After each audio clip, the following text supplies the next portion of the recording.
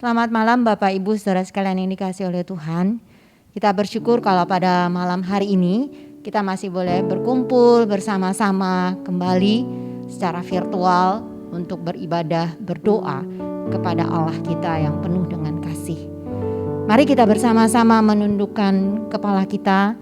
Kita akan mempersiapkan hati kita, mempersiapkan diri kita dengan bersaat teduh sejenak.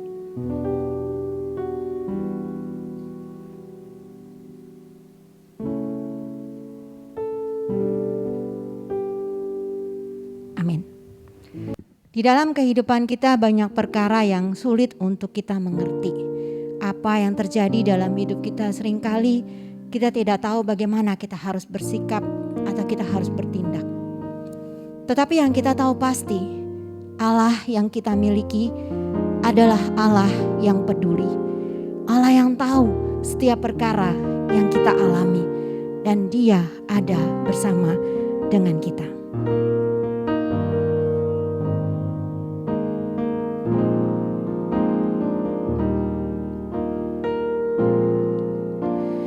Banyak perkara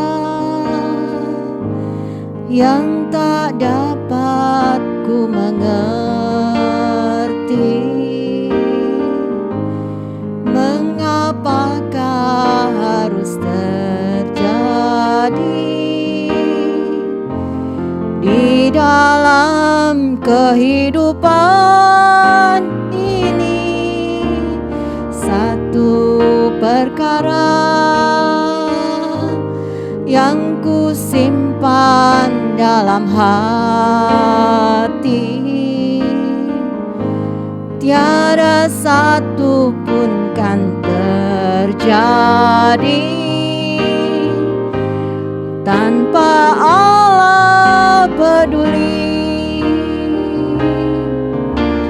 Allah mengerti, Allah peduli segala persoalan yang kita alami.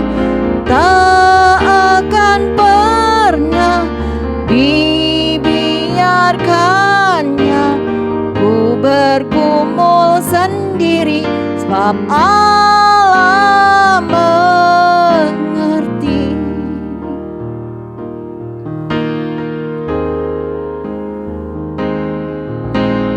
Banyak perkara yang tak dapat ku mengerti, mengapakah harus terjadi di dalam kehidupan ini. Satu perkara yang ku simpan dalam hati, tiada satu pun kan terjadi tanpa Allah peduli. Allah mengerti, Allah peduli segala persoalan yang kita hadapi. Tak akan pernah dibiarkannya ku bergumul sendiri, sebab Allah mengerti.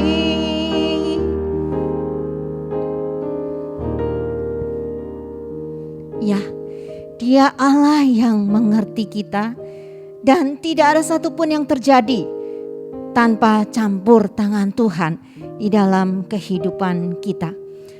Mari kita bersama-sama berdoa, khususnya pada malam hari ini kita akan berdoa bagi setiap jemaat kita yang sedang mengalami sakit. Mereka yang masih harus isolasi mandiri atau isolasi di rumah sakit. Kita juga akan berdoa khususnya untuk setiap pertumbuhan daripada jemaat Tuhan di di Gereja Kristen Kalam Kudus Makassar ini. Kita berdoa agar walaupun di dalam keadaan seperti ini, iman kita sebagai anak-anak Tuhan boleh tetap bertumbuh di hadapan Tuhan. Dan kita juga akan berdoa bagi pertumbuhan gereja kita. Kita menyadari kita tidak bisa bertemu, kita menyadari seringkali kita menjadi malas untuk kita bisa ikut ibadah. Kita tidak begitu konsentrasi untuk ibadah di rumah. Sehingga seringkali kita merasa malas untuk bisa beribadah. Atau kita menjadi orang-orang jemaat Tuhan yang berbelanja kiri kanan. Tidak fokus pada gereja kita sendiri. Mari kita berdoa agar gereja ini boleh tetap menyatakan dan jemaat Tuhan boleh hadir di dalam persekutuan secara virtual. Untuk ketiga hal ini mari kita berdoa bersama-sama. Silakan Bapak Ibu untuk berdoa masing-masing di rumah dan musik akan memainkan lagu untuk bisa mengiringi kita di dalam doa.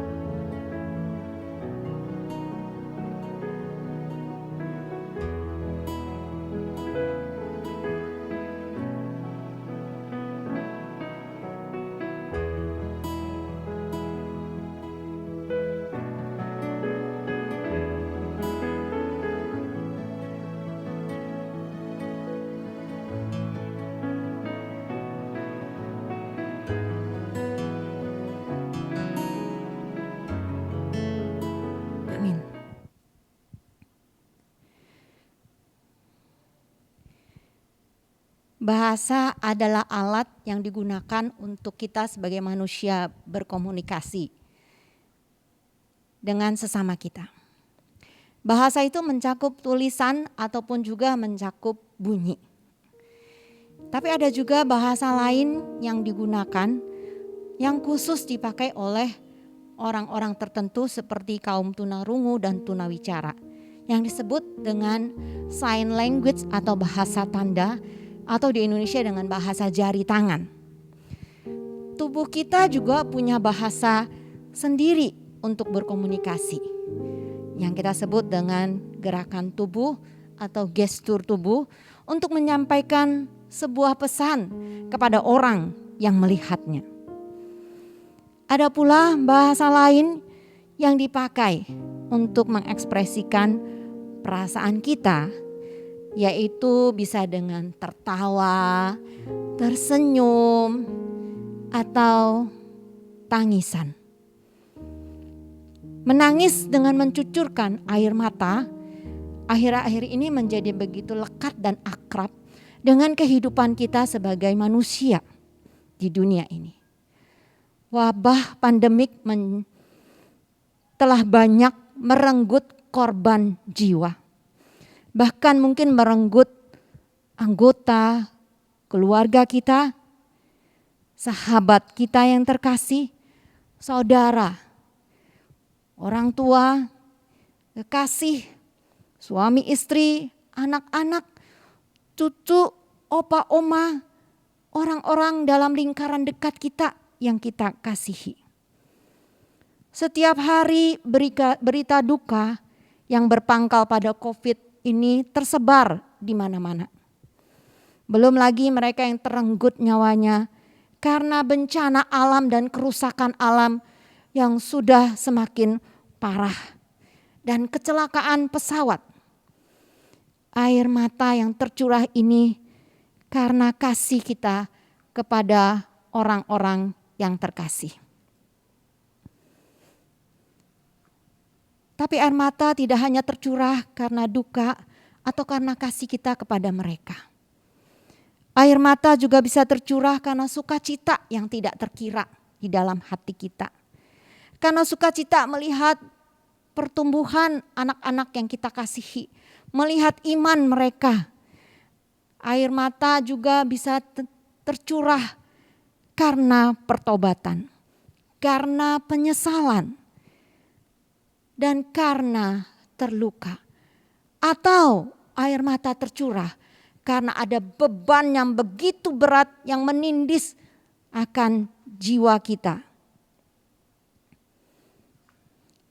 Namun tahukah saudara bahwa sebagai anak-anak Tuhan, orang-orang yang percaya, setiap air mata yang tercurah bukan hanya penanda ekspresi perasaan jiwa kita saja. Tetapi air mata mempunyai makna yang lebih dalam. Di dalam Mazmur 56 ayat 9 sampai 12 demikian bunyinya. Sengsaraku engkaulah yang menghitung-hitung. Air mataku kau taruh dalam kirbatmu. Bukankah semuanya telah kau daftarkan? Maka musuhku akan mundur pada waktu aku berseru. Aku yakin bahwa Allah memihak kepadaku. Kepada Allah firman-Nya kupuji. Kepada Tuhan firman-Nya kupuji. Kepada Allah aku percaya. Aku tidak takut. Apakah yang dapat dilakukan manusia terhadap aku? Mazmur ini merupakan mazmur permohonan Daud kepada Allah. Saat ia dikejar-kejar oleh Saul untuk dibunuh, kemudian dia lari ke Gad dan sampai dia di Gad, dia berhadapan dengan orang-orang Filistin yang benar-benar musuh sejatinya. Dan akhirnya dia ditangkap oleh orang-orang Filistin dan diperhadapkan kepada raja mereka, yaitu Raja Akis. Belum lepas dari Saul, sekarang berdiri musuh yang lain, yaitu orang-orang Filistin. Daud begitu takut di hadapan Raja Akis. Daud kemudian berpura-pura seperti orang gila sehingga dia dilepaskan oleh mereka. Namun kelepasan Daud ini yang berperilaku seperti orang gila ini baginya bukan semata karena akalnya saja. Bukan demikian. Daud pada akhirnya menyadari itu semua adalah karena pertolongan dan anugerah Tuhan dan karena Tuhan berpihak kepada dirinya. Bukti bahwa Allah berpihak kepada dirinya adalah dalam kondisi yang sangat menyesakkan jiwanya, Daud menuliskan bahwa sengsaraku engkaulah yang menghitung-hitung. Dalam versi Alkitab lain, ratapanku karena kesengsaraan ini engkau telah merekamnya dan mencatatnya. Air mataku kau taruh dalam kirbatmu. Kirbat adalah kantong air yang biasanya terbuat dari kulit binatang yang tahan terhadap air. Jadi seperti botol minuman plastik yang biasa anak-anak bawa atau kita bawa pergi pada saat ini. Adalah sebuah kebiasaan bagi orang-orang yang hidup di daerah yang kering, yang sulit akan air pada masa itu. Mereka harus membawa air di dalam kantong kulit ini atau kirbat ini. Mereka harus menyimpan air di sana yang sangat berharga buat mereka ketika mereka pergi melakukan perjalanan yang sangat jauh.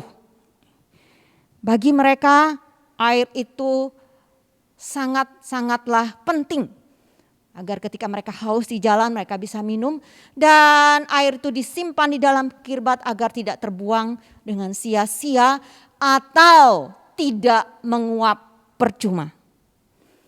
Daud ingin menyatakan bahwa saat jiwanya begitu sengsara, Tuhan mengerti.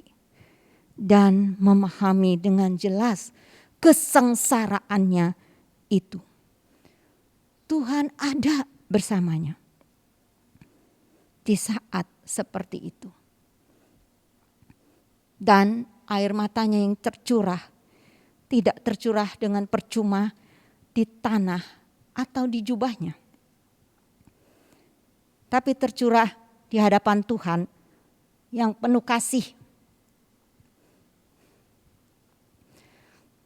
Dan air matanya yang tercurah tidak tercurah dengan percuma di tanah atau di jubahnya, tapi tercurah di hadapan Tuhan yang penuh kasih, yang memahami dirinya yang paling dalam.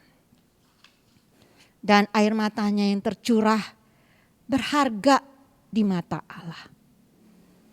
Sangat berharganya hingga Allah mengumpulkan air mata itu di dalam kirbatnya.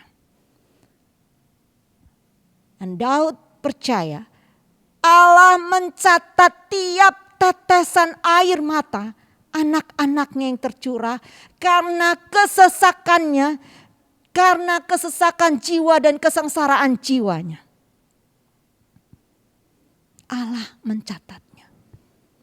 Manusia biasa mencatat transaksi ekonomi, manusia biasa mencatat perkembangan ekonomi, peristiwa-peristiwa penting dalam sejarah, perubahan politik dunia, orang-orang yang berkontribusi besar di dalam perubahan zaman dan di dalam perubahan sebuah negara.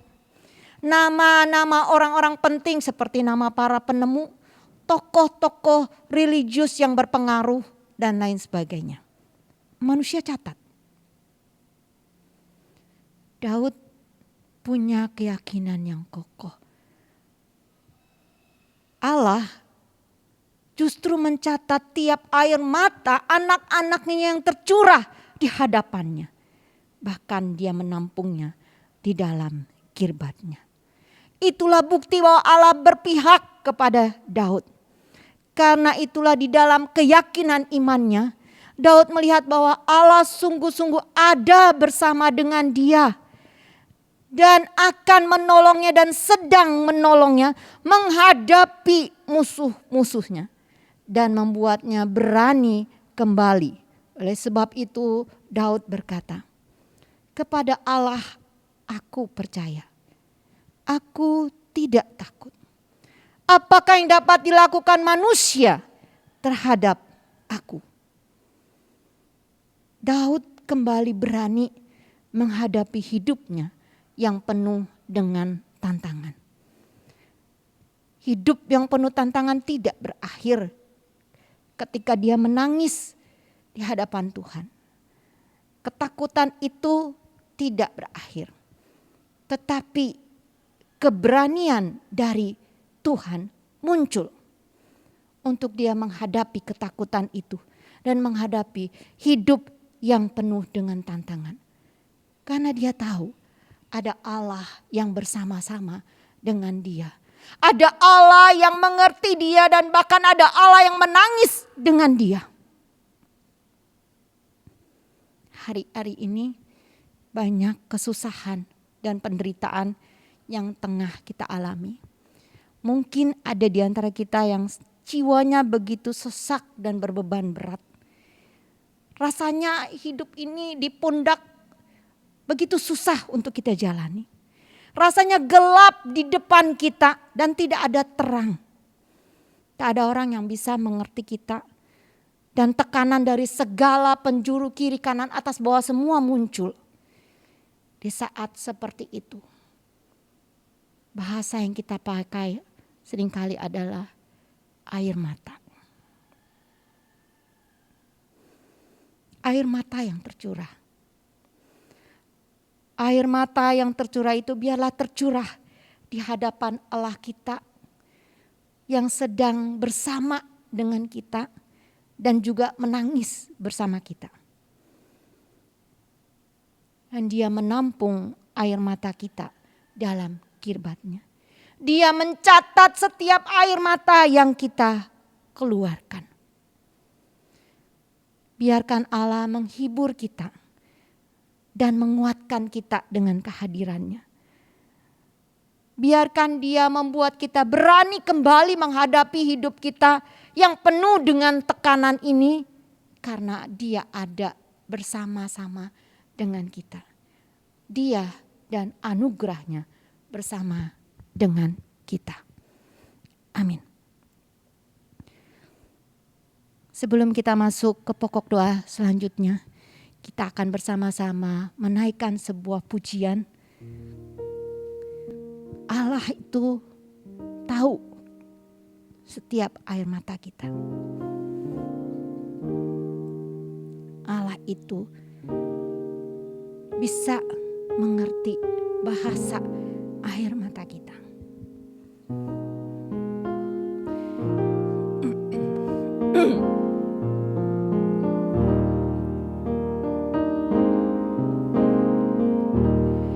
Tuhan Yesus setia, Dia sahabat kita. Dalam segala susahku, selalu menghiburku. Dia mengerti bahasa tetesan air mata waktu badai mengamuk dan gelombang menyerang. Tuhan Yesus setia. Sekali lagi kita naikkan lagu ini dan kita resapi bahwa Tuhan kita adalah Tuhan yang setia, yang mengerti setiap bahasa yang kita sampaikan kepadanya. Bahkan di saat kita tidak punya kata-kata, yang ada hanya tinggal air mata, Tuhan tetap mengerti.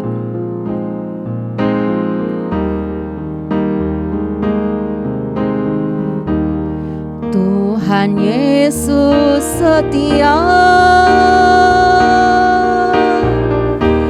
Dia sahabat kita. Dalam segala susahku, selalu menghiburku. Dia mengerti bahasa tetesan air mata waktu badai mengamuk dan gelombang menyerang. Tuhan Yesus setia.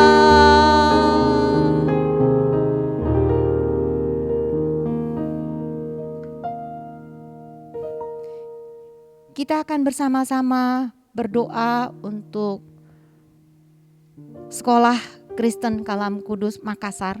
Kita berdoa untuk renovasi yang masih terus dilangsungkan. Kita berdoa untuk segala kebutuhan dana dan juga setiap pekerja yang masih terus bekerja di tengah cuaca yang tidak menentu. Kita berdoa agar Tuhan berikan kekuatan, kesehatan kepada mereka. Dan kita juga berdoa untuk pemerintah kita Indonesia yang tercinta ini, agar bisa menangani akan masalah-masalah yang terjadi di negara kita. Mari kita bersama-sama tundukkan kepala kita dan kita masuk di dalam doa kita.